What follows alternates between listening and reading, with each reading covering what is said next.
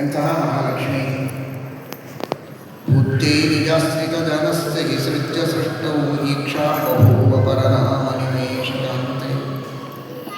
ಮಹಾಲಕ್ಷ್ಮೀ ದೇವಿಗೂ ಮಮ ಭರ್ತ ಏತಾದೃಶ ಮಹೇಶ್ವರ್ಯವಾನ್ಯತೆ ಹರ್ಷೋದ್ರೇಕ ಭೂತಿ ಅಂತ ಅದರಾದ ಶ್ರೀಪಾದಗಳು ಹೇಳ್ತಾರೆ.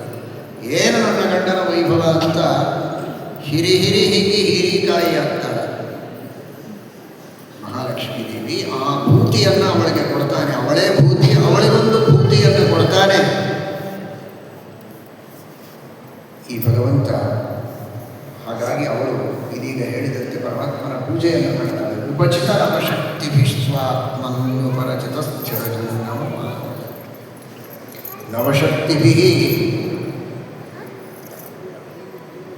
ಉಪಚಿತ ತೇ ನಮಃ ಅಂತ. ಉಪಚಿತ ಅನ್ನುವುದಕ್ಕೆ ಮತ್ತೆ ಈಗ ಹೇಳಿದಂತೆ ತೃತೀಯ ಅತಿಶಯ. ಅಪಚಿತಿ ಅಂದರೆ ಪೂಜಾ, ಅಪಚಿತ ಅಂದರೆ ಪೂಜಿತ. ತೃತೀಯೋ ಅತಿಶಯ.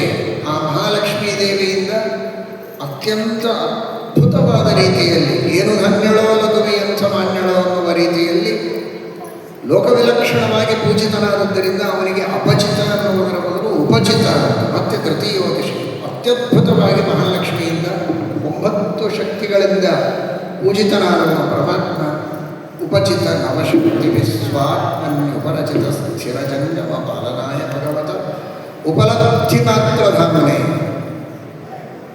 ಇಂತಹ ಜಗತ್ತಿನ ಸೃಷ್ಟಿ ಮಾಡಿದರೆ ಆ ದೇವರಿಗೆ ಏನಾದರೂ ಆಯಾಸ, ಶ್ರಮ, ದುಃಖ, ಪ್ರಾಕೃತ ದೇಹ ಇದ್ದರೆ ಅದೆಲ್ಲ ಆಗಬೇಕು. ಉಪಲಬ್ಧಿ ಮಾತ್ರ ಧಾಮನೆ, ಜ್ಞಾನಸ್ವರೂಪ.